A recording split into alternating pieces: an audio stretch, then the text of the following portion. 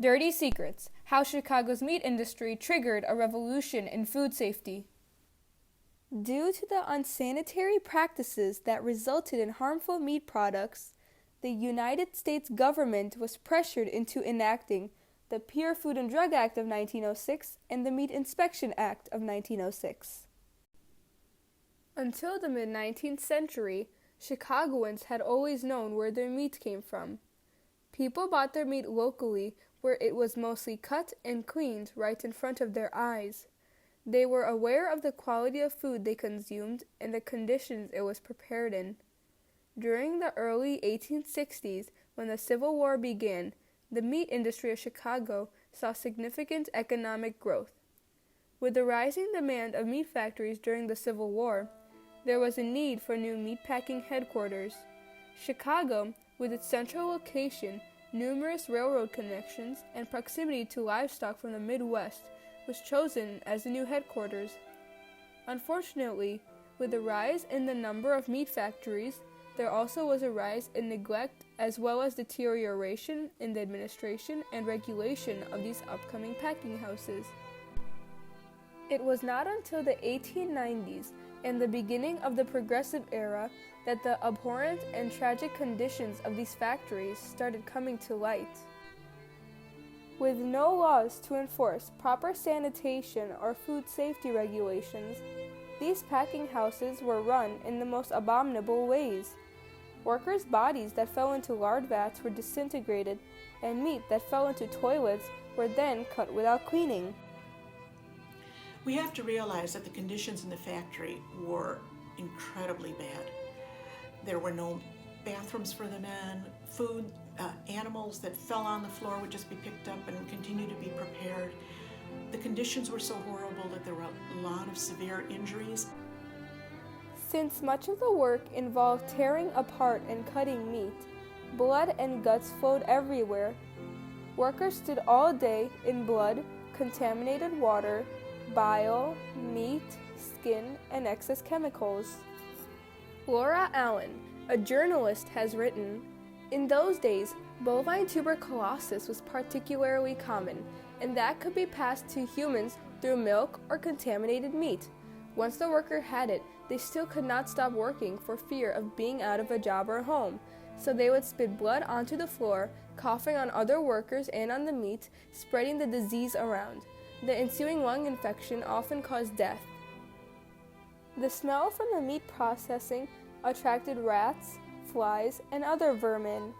In order to keep them out, the factories were kept entirely closed, which provided no ventilation. In summer, the factories would get unbearably hot, which would make the place reek of rotten meat and sweat. In the winter, the low temperatures made the workers clumsy and their work all the more risky.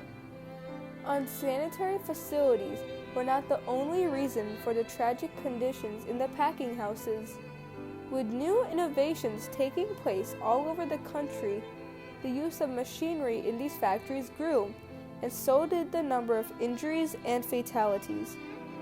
Hair, skin, blood, and even amputated limbs would sometimes get into the canned meat. The contents of these cans were shipped out without being examined.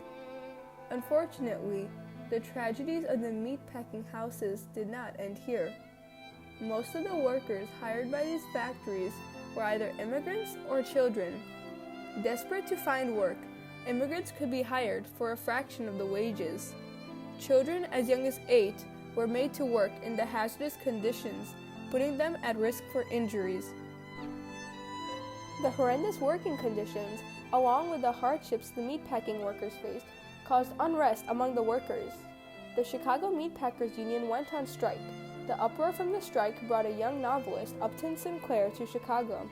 He intended to expose the injustices of the meat industry. He went undercover in these factories and interviewed factory workers and their families. Then, Sinclair fictionalized real accounts and wrote the book The Jungle. The book depicted in detail the filthy and unsanitary conditions of the meat plants. In his book The Jungle, Upton Sinclair wrote, "Jonas had told them how the meat that was taken out of pickle would often be found sour, and how they would rub it up with soda to take away the smell and sell it to be eaten on free lunch counters. Also, of all the miracles of chemistry which they performed, giving to any sort of meat, fresh or salted, whole or chopped, any color and any flavor and any odor they chose. It became an overnight sensation and served as a wake-up call for the public. This caused an outcry and led to strikes against meat companies all over Chicago. These tragic conditions were disastrous not only to the factory workers, but also to the consumers. Many consumers got sick, and some even died from the consumption of the meat products from these factories. In 1889, during the Spanish-American War, Armour & Company sent a batch of meat products to the soldiers at the front. After consuming the meat, many soldiers became too ill to fight, and some even perished. As Sinclair's work became more widespread, it captured the attention of President Roosevelt. He invited Sinclair to discuss the challenges of the meat industry and ways to overcome them. He appointed special commissioners and ordered an investigation of the Chicago slaughterhouses. When the reports came back in the May of 1906, it was confirmed that all of the horrors depicted in the jungle were true. One of the special commissioners said, "A hog had been cleaned, washed, and started on its way to the cooling room, fall from the sliding rail in the dirty wooden floor, and slid part way into a filthy men's privy." It became clear that the meat industry was in a dire need of reforms.